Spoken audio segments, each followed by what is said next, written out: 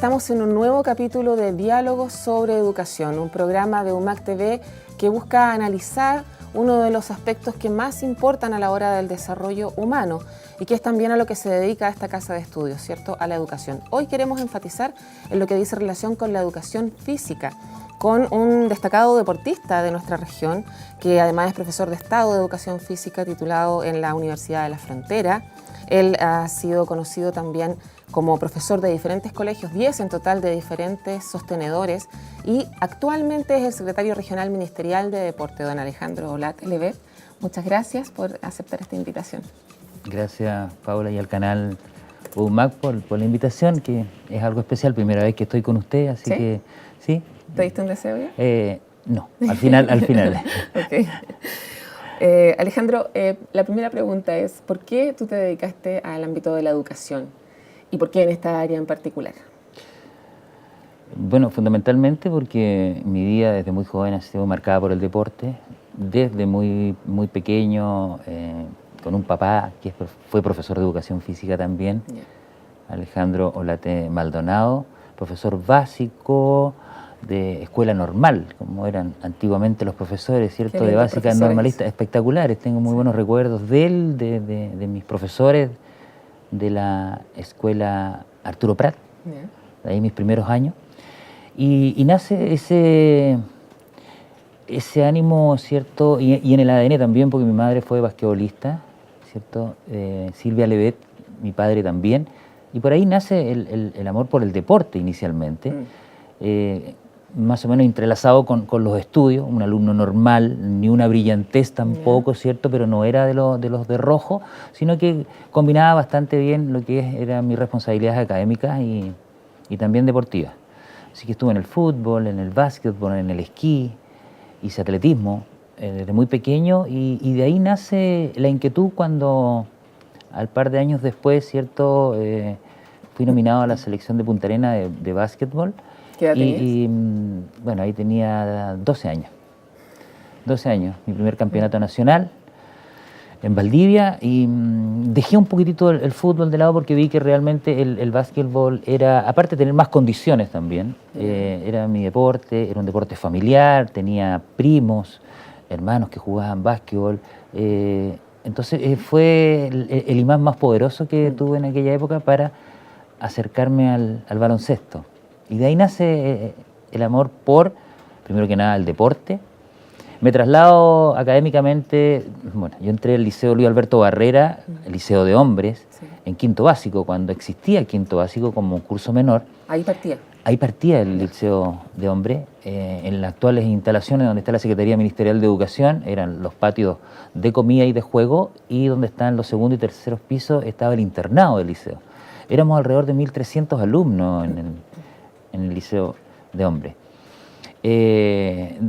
Paso de prácticamente de quinto básico a octavo en el liceo, y después se postulaba a la prueba nacional, que era una prueba de aptitud, digamos, qué condiciones tenías, para dónde ibas, si era el técnico profesional o científico humanística.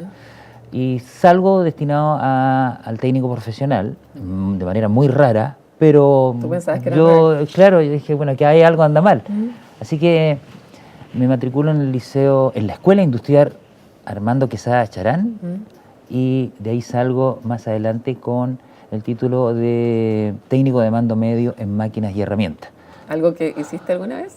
Sí, me gustaba mucho el trabajo técnico, y teníamos 2 días completos prácticamente de trabajo en taller, y lo cual era apasionante porque pasabas por varios, después del segundo año, primer año, segundo año, pasabas por soldadura, por mecánica de combustión interna, electricidad, ¿cierto?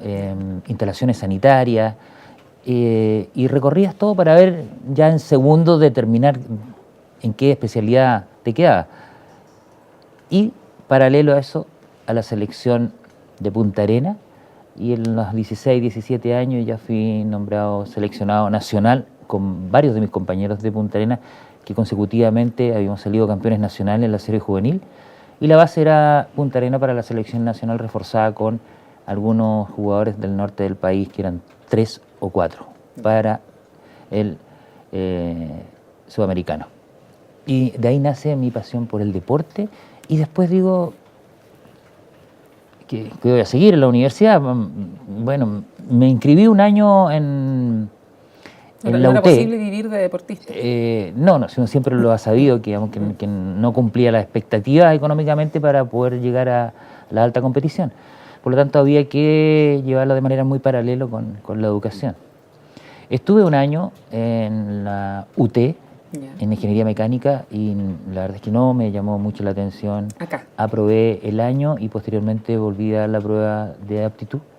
En esa época, en Punta Arenas, sí, donde está ahora el Liceo Experimental. Y bueno, ahí hay una historia que se entrelaza también de unas diferencias de ingreso y salida desde cuarto medio a la universidad.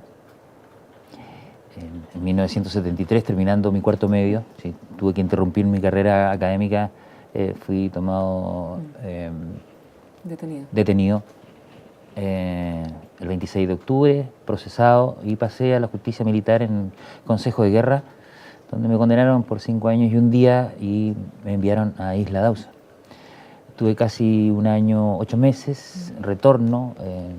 Patricia sale reina al carnaval de la primavera de aquella época, mi hermana, y le pide al intendente que dejen libre a su hermano. Y esa historia, digamos, se traduce en que de acá no pudieron hacer nada, pero yo como iba a competir en Santiago, el intendente, que era compañero de armas del ministro de Justicia en aquella época. ¿Qué era quién? El intendente sí. Era compañero de armas. Sí, pero ¿cómo se llama? El Nilo Flady Buxton. Y lleva una carta del intendente al ministro de Justicia y regresa a la Pati después de 2 semanas de competencia en Santiago con el indulto presidencial firmado. Entonces salgo y retomo nuevamente mis estudios, o sea, cuando yo estaba terminando cuarto medio. Qué fundamental los que entraron, ese reinado. Espectacular. O sea, fue muy especial por 2 cosas. Uno, porque me mantuvo cerca de la familia y me dejaron en Chile. Yo tenía mi extradición lista y casi aprobada para irme a Alemania.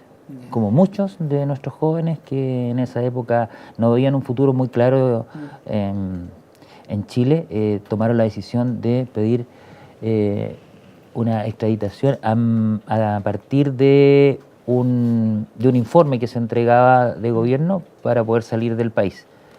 Y estábamos en ese papeleo cuando a mí me llega la determinación de salir libre y quedó en nada el viaje a Alemania. Que también, bendita belleza la de tu hermana. También podía haber sido un mundo distinto, una historia distinta, sí. Pero yo encantado por el hecho de quedarme en Punta Arenas y con mi familia después de que yo creo que ellos sufrieron mucho más que yo en esa separación, mis padres especialmente, mis hermanos.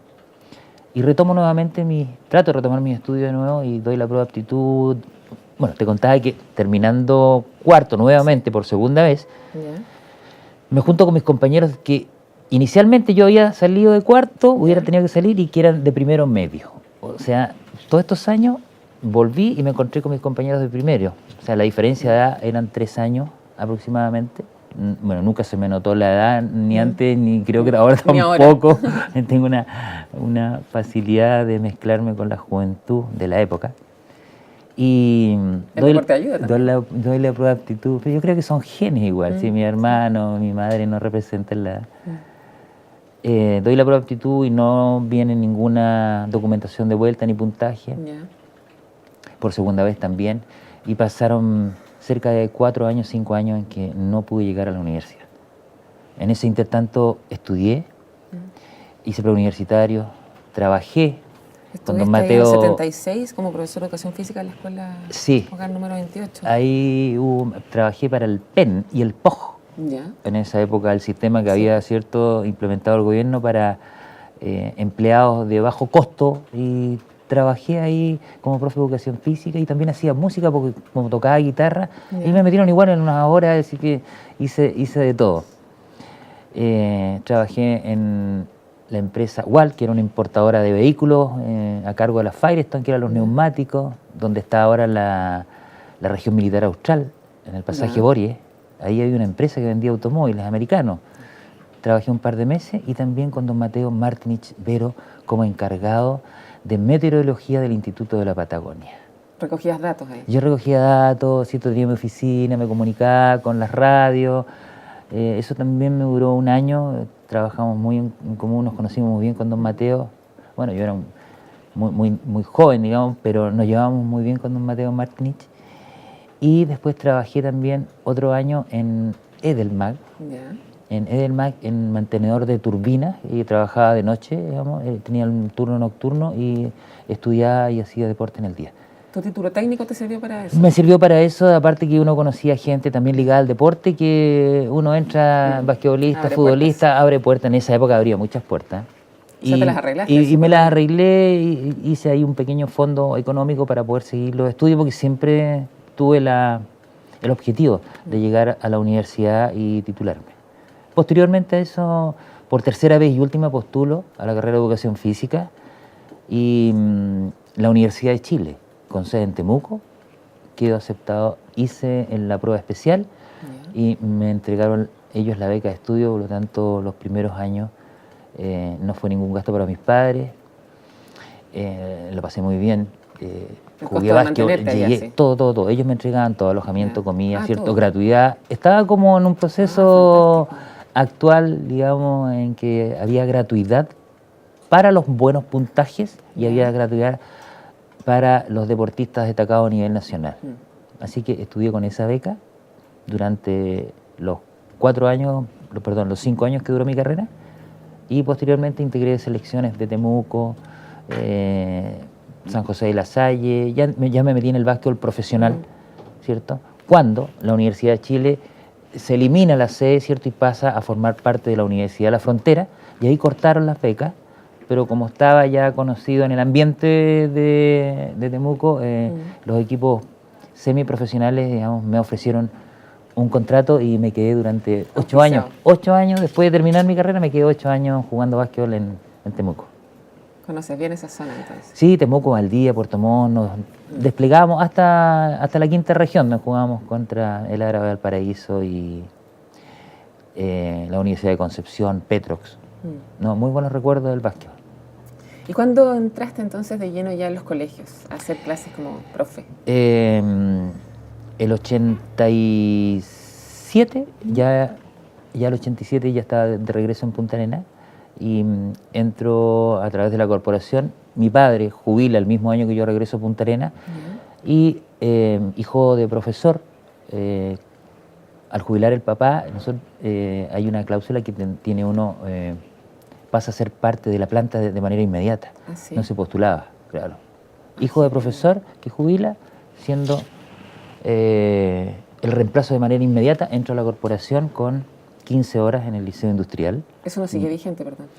No lo sé. Actualmente no sé si eso está vigente o no, porque han cambiado tanto las reglas del juego que no lo tengo claro. Con 15 horas en la escuela industrial, mi ex colegio, sí, volví a hacer clase con mis profesores al lado, y 15 horas en la escuela Portugal, básica y media. Así que esa fue mi primera jornada. Y empecé ya a trabajar también fuera de hora en gimnasios particulares, como el Gym Club, el primer gimnasio que hubo acá de máquinas y pesas y salas de aeróbica. Así que después de las clases normales, digamos, con 30 horas prácticamente distribuidas durante el día, a las 5 de la tarde, 6 de la tarde ya estabas libre, con algunas ventanas entre medio. Y mis selecciones de básquetbol hasta las 8 de la noche, y después de las 8 al gimnasio hasta las 12. Eso fueron varios años. Y de ahí empecé a hacerme más visible en el medio como entrenador de básquetbol, principalmente de varones. Después, cuando empezaron a nacer mis hijas, ¿cierto? Cambié de técnico de básquetbol varones a técnico de básquetbol damas, porque venían con algunas condiciones que también me dio resultados. Y actualmente sigo como técnico de básquetbol, esperando que este proceso de mi trabajo actualmente me permita el próximo año volver a entrenar. Ahora, si pudiéramos hacer un recorrido rápido por los 10 colegios que me dices, 10 establecimientos en los que estuviste, partiste, ¿cierto?, en la educación municipal, también conociste lo que es la educación particular subvencionada, también estuviste en el Novelius, estuviste en el Colegio Alemán. Así es. ¿Cuál dirías tú que es puedes hacer una comparación respecto de lo que sucede en la educación física en cada uno de estos sistemas? Sí, nosotros siempre hemos querido, los profesores de educación física principalmente, pensando a futuro, que nuestros niños no pueden estar tantas horas sentados, ¿cierto?, o inmóviles en una sala de clase. Si bien es cierto, la reforma, cuando nos invita a participar y hacerla en el horario completo, nunca tuvimos la dimensión de qué costo iba a tener, tanto para nosotros como profesores, como para nosotros los papás. Me refiero a que años atrás habían jornadas únicas, menor cantidad de horas, pero con una educación distinta. Hablamos de los profesores normalistas, ¿cierto? Mezclados con los profesores de enseñanza media. Y teníamos tiempo para todo, nosotros jugábamos, teníamos tiempo para estudiar, teníamos tiempo para salir a hacer nuestras actividades deportivas, nuestros compromisos, algunos musicales, artísticos, y nos alcanzaba el tiempo, o sea, a las 2 de la tarde ya estábamos en casa. Y almorzábamos con nuestros padres, o sea, había una comunicación directa. Claro. Esto al cambiar, ¿cierto?, con los años y al instalar la jornada escolar completa, nosotros, digo los chilenos, no nos dimos cuenta cuál era la parte negativa de esto, que es el perder el contacto con nuestros hijos a la hora de sentarnos a almorzar, ¿cierto?, y de contarnos o de hablar del día a día desde muy temprano con nuestros padres, y en la tarde a la hora de salida y que nuestros padres acompañaran a las actividades deportivas, que eso era lo normal. Después uno llegaba a la casa y si quiere salía al patio, salía, no, y ahora para llegar, pero uno sabía a la hora que tenía que comer o que le daba hambre y los papás y las mamás te esperaban. Claro. Generalmente la mamá no trabajaba fuera de la casa, trabajaba mucho en la casa, en un trabajo sistemático, monótono, y sin vacaciones. Eso hay que reconocerlo. Pero cuando uno llegaba siempre estaba la mamá. Ahora con el tiempo la necesidad es cierto que nosotros mismos hemos aumentado con el tiempo, nos hemos presionado, trabajan los dos, entran los niños muy temprano, muchos de ellos se quedan en una colación en el colegio, que si vamos a hablar de alimentación saludable, creo que Junaed o las empresas que están a cargo de la alimentación lo hacen correctamente, porque las pautas están, ¿cierto?, para la cantidad de energía y calorías que necesitan los niños. No tenemos el contacto directo con nuestros hijos hasta muy tarde. Y el muy tarde significa que tampoco los acompañamos más tarde porque los papás llegan cansados, los niños también llegan cansados. Entonces hay un corte, hay un cambio radical en nuestras vidas desde hace un tiempo atrás a la de hoy día, que es lo extraño. Si tú me preguntaras cuál sería lo ideal, nuevamente, es reestructurar la educación básica y media en una jornada única, cosa que le demos responsabilidades también a los padres, ¿cierto?, para que sigan el proceso educacional como lo seguían los nuestros, preocupados de nuestras evaluaciones o de nuestras responsabilidades, lo que ahora yo diría que en la mayor cantidad de los casos no existe. ¿Tú ves en este trayecto que estás mencionando también el cambio en la educación física? Sí, porque antes se jugaba, pues, digo, nosotros teníamos la clase de educación física, que siempre han sido 1 hora y media a la semana, pero a las 4 de la tarde estabas jugando en tu casa, estabas jugando con los vecinos, hacías deporte más tarde. Ahora no hay más tiempo. ¿Cuál sería lo ideal? Es aumentar al doble las horas de educación física. Uno, porque nosotros hablamos de vida saludable, hablamos de sedentarismo, hablamos también de obesidad, ¿cierto? Y que los niños están haciendo otra cosa. La tecnología lo está atrayendo más que la actividad. Esta es una región que se hace mucha actividad física, pero no se nota porque las actividades se hacen en recintos cerrados. Generalmente en una región como la nuestra, con 36 recintos de muy buena calidad, tengo que decirlo, en nuestra región, por nuestro clima, después de las 6 de la tarde hay movimiento en casi todos los recintos deportivos. Yo diría en un 90,5% o 95% hay actividad, y son de todas las edades. No vamos a hablar de los más pequeños de básica, estamos hablando de la enseñanza media hacia arriba, hacia los adultos, y actividades, hay mucha actividad. Y que con los años han entendido de que tanto en lo competitivo como lo recreativo ha ido en aumento de manera sistemática. Aún nos falta instalarnos como Estado, tener recintos que el Estado administre para poder tener las puertas abiertas, con los profesionales adecuados y que nuestra población entre, digamos, sin costo. Sin tener que pagar que sería, la hora de que arriendo. eso es lo ideal. Ahora, pese a ello, ¿no hay un impacto directo en, por ejemplo, el mundo del básquetbol en Magallanes a propósito de estas menos horas para jugar libremente? Sí, ha bajado la cantidad de deportistas. La calidad todavía se mantiene del término medio hacia arriba, digo yo, porque los clubes deportivos hacen un tremendo trabajo. Acá hay que reconocer que las asociaciones, estamos hablando de asociaciones de fútbol, de básquetbol y asociaciones, se dice cuando ya hay 3 clubes conformados, ¿cierto? Mínimo, y forman una asociación, ellos tienen la responsabilidad y de hecho lo han hecho bastante bien para tener fútbol en 4 asociaciones en Punta Arenas, básquetbol en una asociación que se divide en damas y varones, y la asociación de voleibol que de a poquitito ha ido en aumento, ¿cierto? Y ya está trabajando dentro de los colegios y también a nivel federado un poco mayor. Los clubes de balonmano han ido en aumento también, pero lo que nos falta es recintos que tengan la implementación adecuada, ¿cierto? Y las medidas adecuadas para el deporte. Tengo que comentarte que el único gimnasio que tiene la medición para jugar el balonmano en Punta Arenas es el gimnasio fiscal. Es el único. Y el resto de los gimnasios, bueno, no fueron creados para el balonmano porque es un deporte emergente dentro de los 10 años, ¿cierto?, a la fecha. Que posiblemente si hubiera sido más visible, los gimnasios deberían estar adecuados, los más nuevos, digamos, con un rayado que corresponda al deporte. Y hablando de los recintos, yo me acuerdo cuando iba en básica, algo jugué de handball y en ese gimnasio del Club Pesca y Caza. ¿Ese gimnasio se perdió? ¿Hay posibilidades de recuperarlo? ¿Tú sabes de eso? Bueno, eso está en manos de un club, está de privado. Pero era un lugar más donde poder hacer deporte. Sí, no te di la medida, yo sé que no tenía ninguna medida reglamentaria, ¿no? Y tenía un piso duro que era de parqué. Era muy bonito el gimnasio porque también se hacían actividades, digamos, de beneficio, reuniones. Ahí estaba el patinaje, en ruedas estuvo mucho tiempo ahí también, y hubieron colegios que hacían clases.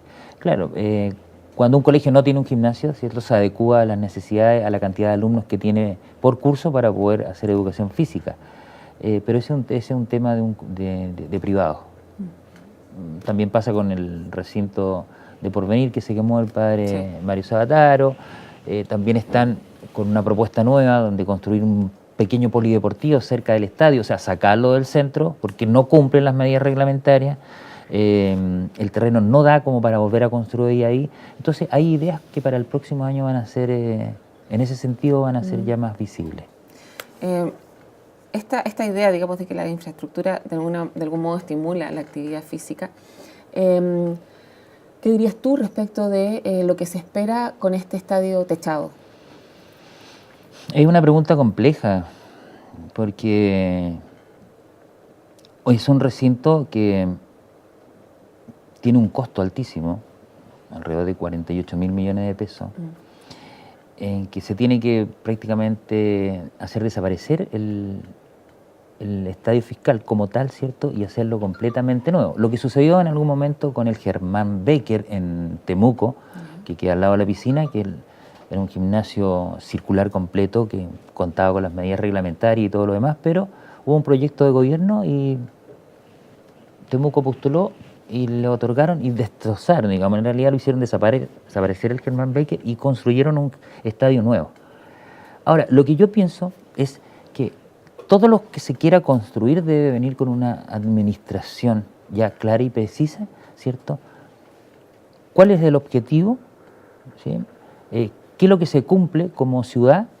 Y que haya una administración realmente que no tenga que empezar a golpear puertas porque le está faltando esto, no puede reparar esto otro, la calefacción sale muy cara. El modelo de administración para mí es fundamental en los recintos deportivos. Ahora, si alguien sueña con un estadio techado, yo creo que la gran mayoría de los magallánicos quisiera tener el honor, ¿cierto? Y el orgullo de tener el primer estadio techado en Latinoamérica. Pero para eso también tenemos que preguntar, consultar. ¿Será una primera necesidad? ¿Será una segunda necesidad? Tener un estadio en esas condiciones, que es un sueño. También es un sueño en algún momento tener un equipo profesional que nos pueda traer equipos de afuera, ¿cierto? O integrar la Asociación Nacional de Fútbol. Pero también tiene un costo. Si en los últimos tiempos hemos visto que para ingresar ya a la segunda B, como le llaman ellos, o la primera B, se requieren varios millones de pesos y hay clubes que están con problemas para seguir compitiendo. Entonces, es un macro en que tenemos que saber cuáles son las respuestas y las dudas que tiene nuestra gente. Es un sueño complicado. Es complicado. No quiero decir que no se vaya a materializar el día de mañana, pero todo requiere su tiempo y, como digo, cuando vienen con modelos establecidos, uno puede decir, bueno, esto va a resultar. ¿Qué pasó con la arena de Puerto Montt? Fue noticia nacional por mucho tiempo, el municipio lo administró, pero eso duró 1 año y medio y después pasaron a manos de privada y en este momento está prácticamente deshabitado y no se ocupa porque tiene un alto costo. Entonces tenemos un elefante blanco que no tiene por dónde volver a motivar, ¿cierto? O a reinstalar deporte, porque es un recinto precioso. Pero para tener un recinto precioso tenemos que tener muy buenos espectáculos. Claro. Una cosa antes que la otra. Así es. Y volviendo al tema de la educación en los colegios, quería preguntarte por la apreciación que tú tienes respecto de la formación actual que tienen los profesores de educación física. De hecho, es una de las carreras que se ha mencionado que tiene problemas de saturación laboral. ¿Cómo ves tú ese escenario para los que pudieran tener una motivación por ese lado? Bueno, la respuesta es muy fácil, ahí lo conversamos hace varios años atrás con los decanos de educación aquí en la Universidad de Magallanes, porque lo comentamos en una reunión. Yo tengo la experiencia de la Universidad de Chile, que después pasó a ser Universidad de la Frontera, que para mantener una carrera que tiene lógica y que tiene historia y también tiene atractivo, porque se crea la carrera de educación física en la Universidad de Magallanes justamente por la necesidad de que muchos jóvenes y niñas nuestras que es tendencia deportiva a través de la educación querían ser profesores de educación física. En el momento que yo fui a estudiar al norte del país, no estaba la carrera, porque lo más probable hubiera sido que por el costo, si no hubiera sido becado, claro, me hubiera quedado estudiando acá. Allá se tenía un sistema de 4x1 o de 4x2 en algunos casos, 4 años consecutivos de la carrera y se congelaba 1 año o 2 años, cosa que le daba la posibilidad, ¿cierto?, a la gente que iba saliendo de poder conseguir trabajo y poder instalarse 1 año o 2 años y nuevamente la carrera se abría. Yo creo que el procedimiento de una carrera pareja sin congelar saturó el ambiente laboral de los profesores de educación física y a nivel nacional. Muchos profesores, después salieron Santo Tomás, por ejemplo, con la carrera de preparador físico, que claro, son 4 semestres, son 2 años, que también entra un poco a invadir el ambiente cierto laboral del profe de educación física, pero tenemos que ser más pro. Yo creo que el profesor nuestro ahora con toda la tecnología que tiene de conocimiento, porque antes uno leía, ¿cierto?, para poder instruirse mejor, los cursos de perfeccionamiento online no existían, eran muy pocos, uno se iba perfeccionando prácticamente por la lectura. Ahora tiene todas las condiciones como para poder hacer mucho más cosas de las que nosotros en su momento podíamos hacer. Postular a pasantía,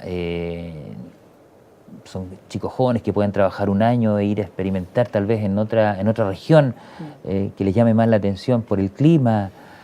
Yo creo que esa es la manera de motivar. Y lo otro es que el profe de educación física debe manejar los fundamentos y debe ser ejecutor de todos los deportes que enseña, que es el modelo a seguir. No podemos ser instructores, ¿cierto? Ni decirle al niño, bueno, una posición invertida para tener una nota. O sea, no, la metodología para la posición invertida es esta, y se trabaja, y el profe es el modelo. Yo creo que nos están faltando modelos también. Ok. Bueno, esta conversación, tal vez este tipo de programas pueden servir para estimular otros modelos, ¿cierto? Muchas gracias, Sí, Alejandro. en conversaciones todo se puede llegar a un acuerdo. Sí, bueno, que estés muy bien y muchas gracias por esta conversación, este análisis como educador y como deportista. Gracias a ti, muy amable. Y a ustedes por acompañarnos nuevamente en UMAC TV en este programa sobre diálogos en educación. Hasta la próxima.